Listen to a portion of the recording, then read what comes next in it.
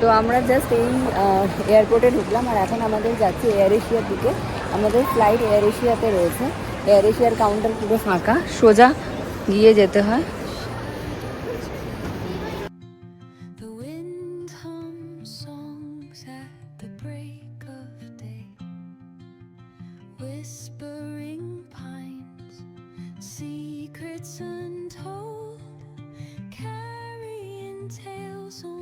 Hello বন্ধুরা, আজকে আমরা যাচ্ছি ব্যাংকক 5 জুন।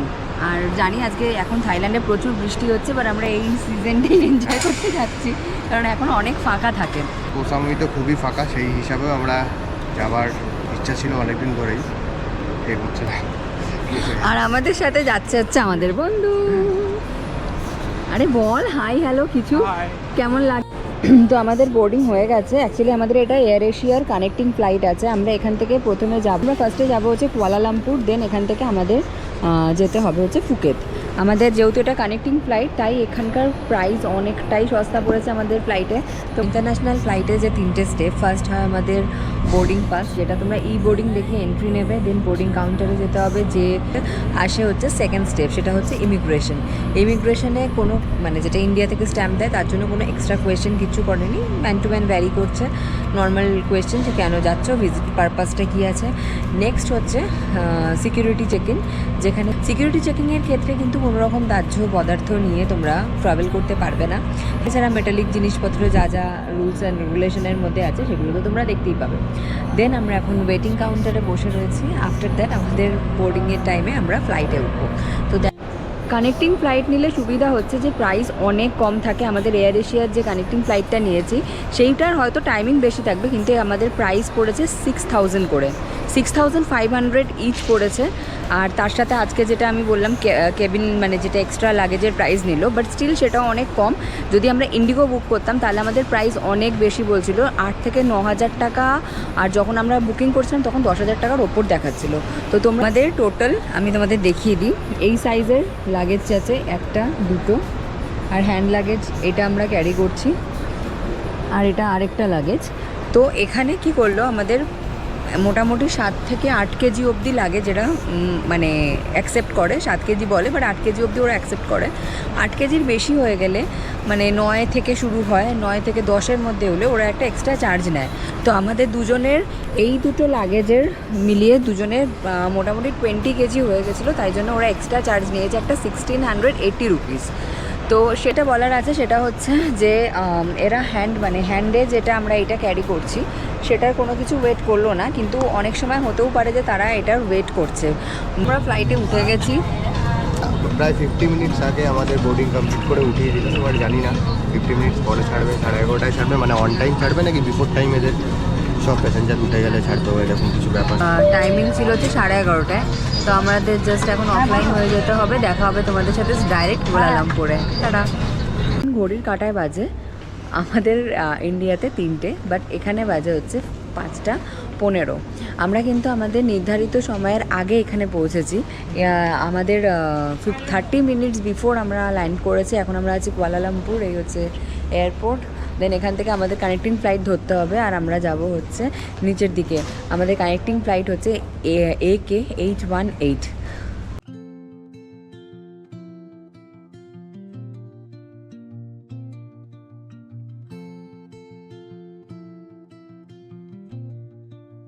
তো আমাদের ইমিগ্রেশন হয়ে গেল, কোনো কিছু দেখতে চাইনি, নাথিং, জাস্ট পাসপোর্ট আর আমাদের ফিঙ্গার করলো। হ্যাঁ ব্যাস, কিন্তু টিচারটা দেখতে চাইনি, কার কিছু দেখতে চাইনি, না 20,000 ভাত কিচ্ছু দেখতে চাইনি। তাহলে দেখে নেওয়া যাক ইমিগ্রেশন পদ্ধতি অনলাইনে তোমরা কি করে সহজ উপায়ে করতে পারবে বাড়িতে বসে। ফার্স্টেই তোমাদেরকে থাইল্যান্ডের ইমিগ্রেশনের যে লিঙ্ক আমি ডেসক্রিপশানে দেবো সেখানে যেতে হবে। অ্যারাইভাল ক্লাডে ক্লিক করার পরে তোমাদের পার্সোনাল ইনফরমেশন চাইবে। সেখানে তোমার নাম, middle name, passport number, date of birth, occupation, gender, visa number, এগুলো সমস্ত কিছুই পুট করতে হবে।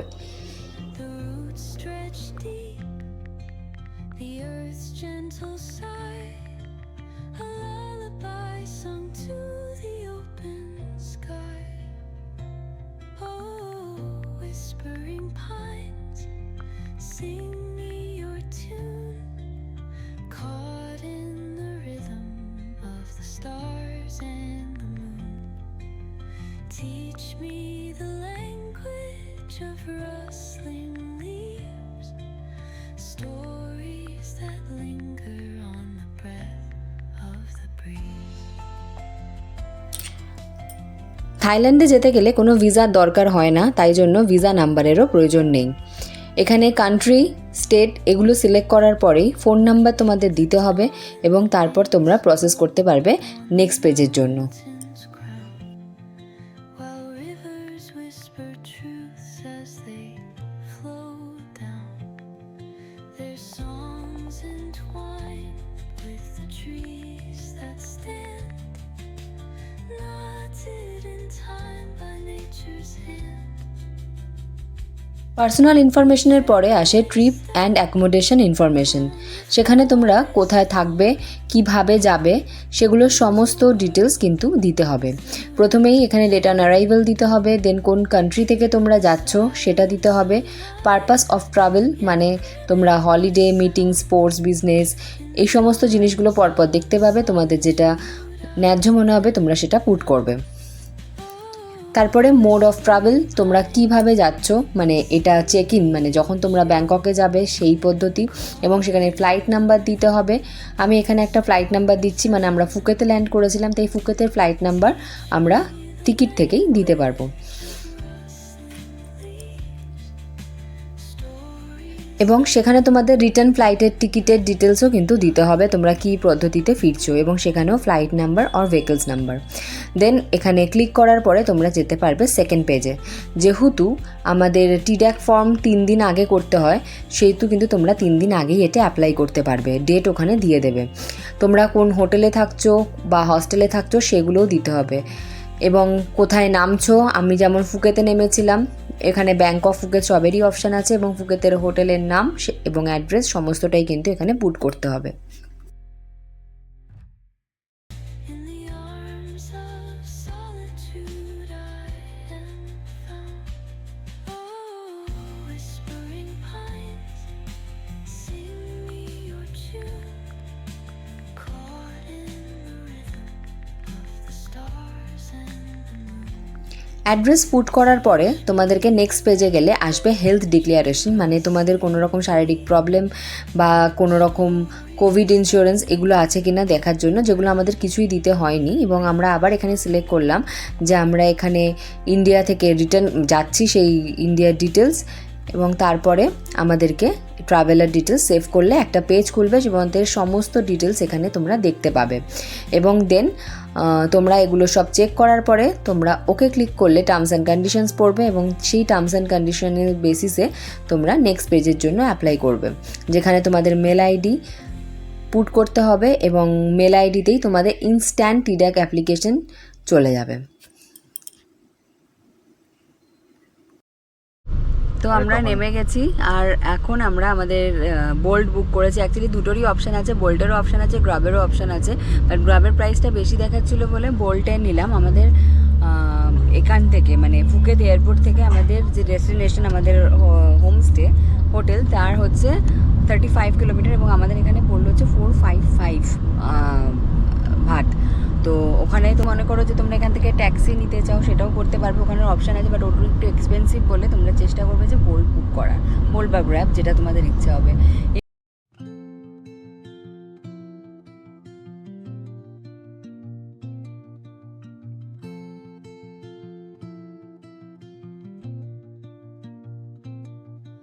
Under the boughs where the shadows play, the wind hums songs at the break of day. Whispering pines, secrets untold. তো এই মুহূর্তে আমি দাঁড়িয়ে রয়েছি আমাদের হোমস্টেতে। এটা হচ্ছে আমাদের ফুকেতের হোমস্টে।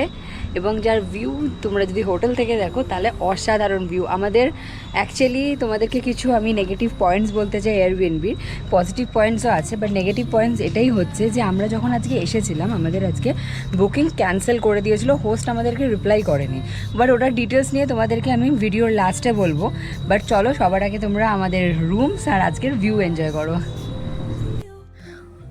ফুকেতে আমরা যে এয়ারবিএনবিতে স্টে করেছিলাম সেটা ছিল একটা 2 BHK ভিলা, যেখানে একটা লিভিং রুম, ডাইনিং স্পেসেস, 2টো বেডরুম এবং 2টো ওয়াশরুম ছিল এবং তার সাথে কিচেনও ছিল। আমাদের রুমের টোটাল প্রাইস পড়েছিল 10,500 ইন্ডিয়ান কারেন্সিতে, যেটা আমরা এয়ারবিএনবি থেকে ডাইরেক্ট বুক করেছিলাম। তাদের লিঙ্কও আমি তোমাদের সাথে ডেসক্রিপশন বক্সে শেয়ার করলাম। আমাদের এই হোমস্টেটা ছিল প্যাটংয়ের সামনে, কিন্তু বিচের থেকে কিছুটা দূরে ছিল এবং এটা ছিল পাহাড়ের ওপর। তো তোমরা কিন্তু এটা দেখে নেবে। এবং এখানে ইলেকট্রিসিটি কিন্তু ইনক্লুডিং ছিল না, 8 ভাট করে পার ইউনিটে এখানে চার্জ করছিল। তো ইলেকট্রিসিটির ব্যাপারটাও কিন্তু তোমরা আগে টার্মস অ্যান্ড কন্ডিশনস পড়ে দেনই কিন্তু এই হোমস্টেটা বুক করো। হোমস্টেটা ছিল নিট অ্যান্ড ক্লিন এবং আমাদের সেই দিনকের স্টে ছিল খুবই ভালো। আমরা 3 রাতের জন্য ফুকেতের এই হোমস্টেটা মাত্র 10,500 টাকায় পেয়েছিলাম। সেখানে একটা ব্যালকনি ছিল এবং রান্না করারও সুযোগ তোমরা পাবে, যেহেতু এটা এয়ারবিএনবি, প্রত্যেকটা এয়ারবিএনবিতেই কিন্তু কিচেন অ্যাটাচ থাকে। সেখানে ফ্রিজ, মাইক্রোওভেন, গ্যাস সমস্ত কিছু অ্যাভেলেবেল ছিল। ইভেন তোমাদের যা যা দরকার খাবার বানানোর জন্য সেগুলোও তোমরা সেখানে পেয়ে যাবে। The silence alive, yet brimming with sound in the arms of তো আমরা ফুকেটে আসার পর যেটা একটা সবথেকে বড় প্রবলেম আমাদের সাথে হয়েছে সেটা হচ্ছে যে আমরা এয়ারবিএনবি বুক করেছিলাম প্রায় 2 মাস থেকে 3 মাস আগে, এপ্রিল মান্থে। আর আমরা এই এয়ারবিএনবিটা বুক করার পরে আমাদের কাছে আমরা হোস্টকে মেসেজ করেছিলাম এবং হোস্ট আমাদেরকে জাস্ট একটা মেসেজ করেছে হ্যালো বলে, বাট তারপরে কোনো কনফার্মেশন আসেনি, কিছুই আসেনি। তো আমরা ওটাকে কন্টিনিউ রেখেছিলাম, ভেবেছিলাম যে হয়তো 36 আওয়ার্স এগো বা 48 আওয়ার্স এগো আমাদের কাছে কোনো কনফার্মেশন মেসেজ আসবে, বাট সেটা আসেনি। তো আমরা ভায়া মেল একটা কনফার্মেশন পেয়েছি ফ্রম এয়ারবিএনবি যে তোমাদের এটা কনফার্ম হয়েছে এবং তোমরা স্টে এনজয় করতে পারো, আসো। বাট আসার পরে যেটা আজকে আমরা ফেস করলাম এরকম একটা খুব বড় প্রবলেম, যেটা আমাদের ইন্ডিয়ানসরা যখন বা কোনো বি ফরেনার্স যখন কোনো দেশে আসে তাদের কাছে এটা ভীষণ পরিমাণে প্রবলেমেটিক হয়ে যায়। বিকজ আমরা প্রায় 2টো অবধি আউটসাইডে ওয়েট করছিলাম, কারণ আমাদের যে হোস্ট আছে সে আমাদের কোনো রেসপন্স করছিল না। এবং আমরা অ্যানাদার এয়ারবিএনবি বুক করলাম এবং সেখানে গিয়ে আমরা এই এয়ারবিএনবিটাকে পেয়েছি। এবং এই এয়ারবিএনবিটা পাওয়ার পরে আমরা এখানে আজকে চেক ইন করেছি, যার প্রাইস খুবই কম। আমাদের 3 দিনের জন্য ভাড়া নিয়েছে অনলি 10,500 রুপিস। এবং আমরা এখানে 2টো রুম পেয়েছি, 2টো টয়লেট পেয়েছি, যেটা তোমরা দেখতে পেলে। আর তার সাথে ভিউটা অসাধারণ। বাট হ্যাঁ, এটা একটু ওপরে, মানে প্যাতংয়ের যে মেন জায়গাটা রয়েছে সিটি সেন্টারের থেকে একটু ওপরে। তো সেই জন্য এখানে কিন্তু ক্যাব ছাড়া কোনো আদার্স অপশান নেই। ক্যাব অ্যাভেলেবেল আছে, সবসময় ক্যাব অ্যাভেলেবেল আছে। এখানে গ্রাবের থেকে দেখছি বোল্টের প্রাইস অনেকটাই সস্তা, তাই আমরা অলওয়েজ বোল্টটাই বুক করছি। আর এখানে নিয়ারেস্টও কোনো রকম 7-Eleven নেই, তাই অনেকটা ওয়াকিং ডিস্টেন্সে করতে হবে। তো তোমরা যদি এই রকম প্রপার্টি বুক করো অবশ্যই কিন্তু তোমরা দেখে বুক করবে। বাট আলটিমেটলি আমাদের এয়ারবিএনবিটা মানে ভীষণই সুন্দর, খুব গোছানো, পুরো নিট অ্যান্ড ক্লিন। আমাদের সামনে ক্লিনিং করেছে এবং আমাদের হোস্ট আমাদেরকে বলেছিল চেক ইন টাইম 4 PM। তো সেই জন্য এটাও দেখে নেবে যে তোমাদের চেক ইন টাইম যেন ঠিকঠাকভাবে পাও। আর এই পুরো যে প্রপার্টিটা আছে এখানে প্রচুর রুমস আছে, নিচেই ঠিক আরেকটা প্রপার্টি আছে এবং আমাদের এই প্রপার্টিটা আমরা নিয়েছি। প্রপার্টি অনুযায়ী খুবই সুন্দর, প্রাইস অনুযায়ী পারফেক্ট আছে। তো স্টেকেশন চাও তো এটা তোমরা বুক করতে পারো। আমি এর লিঙ্ক তোমাদেরকে কমেন্ট বক্সে দিয়ে দেবো, আর আমার ডেসক্রিপশন বক্সে এটার লিঙ্ক থাকবে।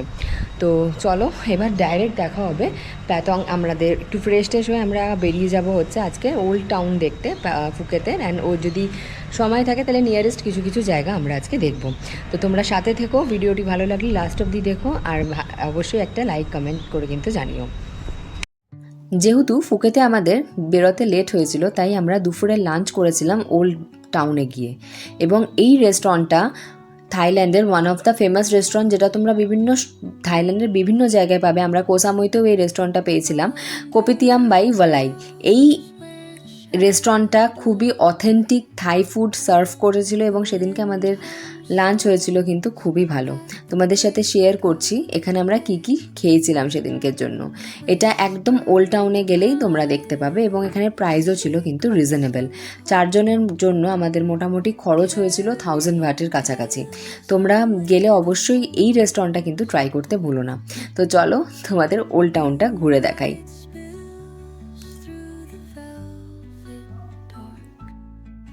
আমাদের হোমস্টে থেকে এই ওল্ড টাউনের দূরত্বটা ছিল কিন্তু একটু বেশিই দূরে।